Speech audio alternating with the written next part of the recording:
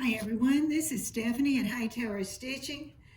Today I've got video 252, and what I thought is I've been working with the Cathedral window again, and it's just something that I go back to when I get ready to hand stitch, and I really like making pillows. I have made a big one before, you probably see that in the past, and now I just like to make the pillows, and they make such a great gift. And once you get the last stitch in, that's the end, because there isn't any batting, and you have to stuff it, but that's it. And so I was going to show you where I am right now, because just as a reminder, and what it is for these I make them with 4 rows, and they have 8 of the pockets in there, 8 of the windows in there, and you can see the back of this looks kind of messy, but I know this is going to be on the inside, so it gives me the opportunity to draw the knots up to the back, and they're going to be really strong. And so where I am right now is I'm on the 4th row, and I'm adding it, and as I add a block or a block, then I go ahead and I add one of my squares, and I've learned that I need to cut it a little bit over 2 inches. It doesn't have to be too much. It's almost like 2 1/8 does really well. That little bit helps you make sure it's stuck underneath when you fold over. All right, and it takes a lot of those. It takes I want to say 60, and that might be way too many, but it takes a lot to get there. And where I am right now is I'm finishing up the one before I get to the next one. And so this has really been fun, because I just happened to pick up a great needle, and I'm using a double thread. This was strong thread, but I just decided to do a double, and then I just go down, and because I'm not worried, a pillow, I don't have to worry about poking all the way down through all the layers to the back. I can just go down a little way, as little as I want, and then run my needle back up through there. And this gets really nice. And you can see that I've been very lucky with my foldovers, and that my green pieces have really stayed inside there. And what I want to do is I'm going to run over to the next one, and I'll do that. Almost there. And I'll sit and watch TV or listen to music. And when I started, I'm going to show you that. I've started doing my folding for my points when I actually start. And right now, though, I'm going to go under here and travel over to the next one. All right, and then I always go a little farther than that connection place, and you can see how far, that's about how far I go. And the reason I don't go all the way to the end is so that I have room for my hand to manage what I want to do when I'm doing this one, and that room lets me get my hand underneath there. So now I'm just going to travel, and I've done it different ways. And what I'm doing today is what I normally do, is I go in and I grab some, then I grab some from the other side, and I keep going.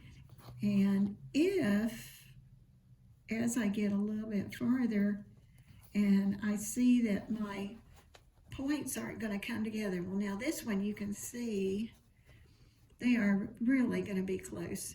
And so I'm not going to worry too much, but I know that the left one's, a little bit of gathering is going to be added into the left side. So I'll get a little bit closer,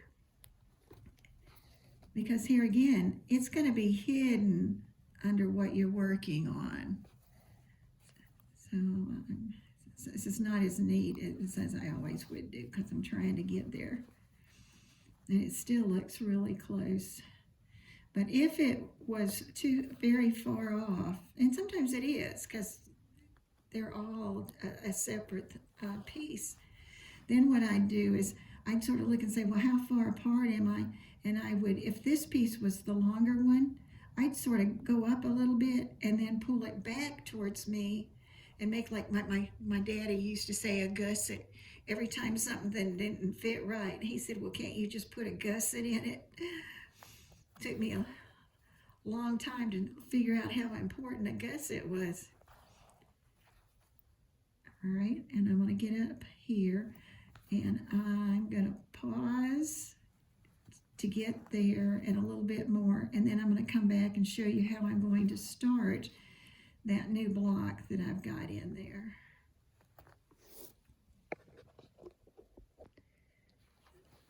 Okay, now I'm going to go back to the one that I sewed together. I didn't have much thread, but I was able to get a little bit over there, and I will probably go over there. Well, that'll be where I start and keep going. I can get my hand under there.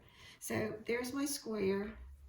I'm going to take my colored square here, that green, and I'm going to center it the best I can. And you can see how with 2 1/8 inch, it really is sitting in there.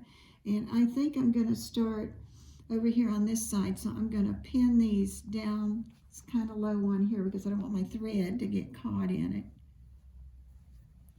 And I might even push them down. And I'm going to sort of wind this up a little bit so I can get there.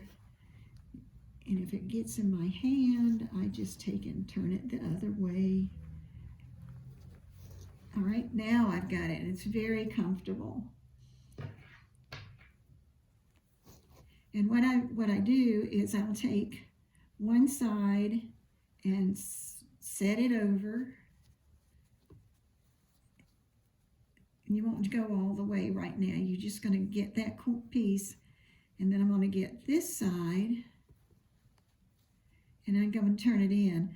And I got really lucky because I was careful when I did a lot of my corners. And it's they turn out really nice when you get here. And I'm just going to go through the bottom.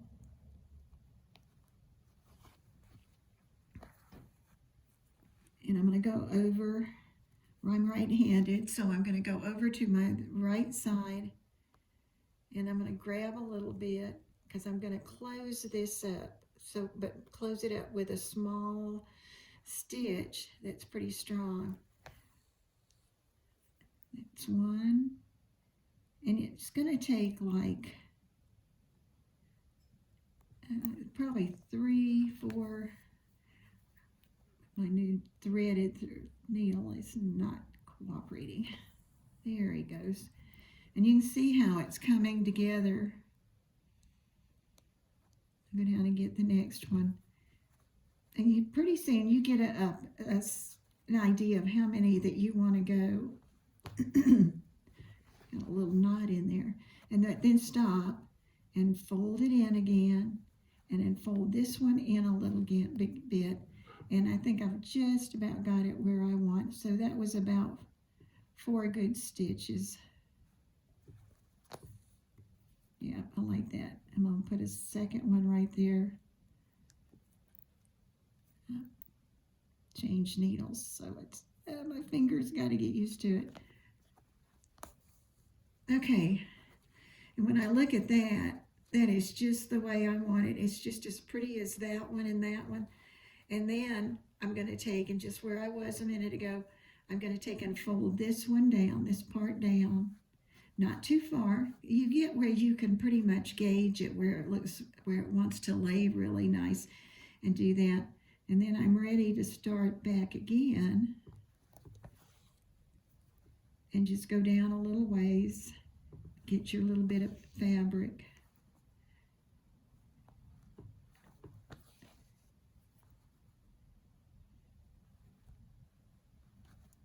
And that's the nice thing about, remember, using muslin for this.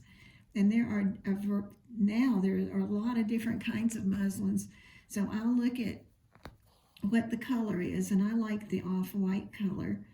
And then I'll look at how thick or thin it is.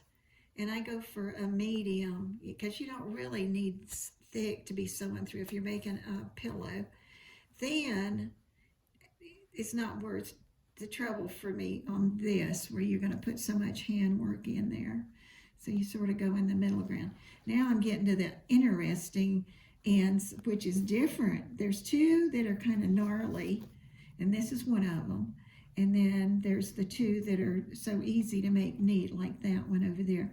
So on this one, I usually come back up into, if you can see the needle, I went back up into the intersection. I traveled up there because I want to start from that point. Don't pull it like I did. All right, so now I'm going to turn it. And I already know that this one has the way that it wants to turn in. So let me go up here and get the one on the other side and use my nail and work my way. And you can see they're really coming together, and this is side. So I'm going to take and go from this side, and sometimes you might start over here and actually then go over to the other side because it's easier to catch it. And then you're ready to come back. And I've got to get my hand turned here. Tuck that under.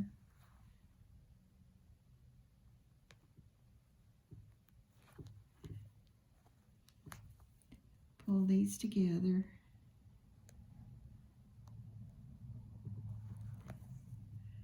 And there, I'm getting it just like the other one that I had. And then I stop, and then I can just turn this one back under some more and actually pick the other side up when I come back there. And here again, you do it about the same number of stitches that you did till you're happy and it's holding. Usually don't go underneath it. I come back out there and go up. All right, so now, and I can go through again, but I can also just go ahead and go and just gently pull it. And I've gotten another one done. And that really will get you a long way. And a lot of that will also do when you're closing up your pillow, because you're going to actually just take and start with one block on one side and one on the other to join and go a little farther, and then come back and put your green in. You're not going to stitch all the way across the pillow, because that's going to make it really hard for you when you get ready to stitch, where if you just do it a little bit at a time, it goes really well. This is Stephanie at Hightower Stitching. I love doing the cathedral window. Give it a shot and don't get frustrated, because like all the sewing things, you just have to be really patient. Please hit subscribe and have a great day. Thank you.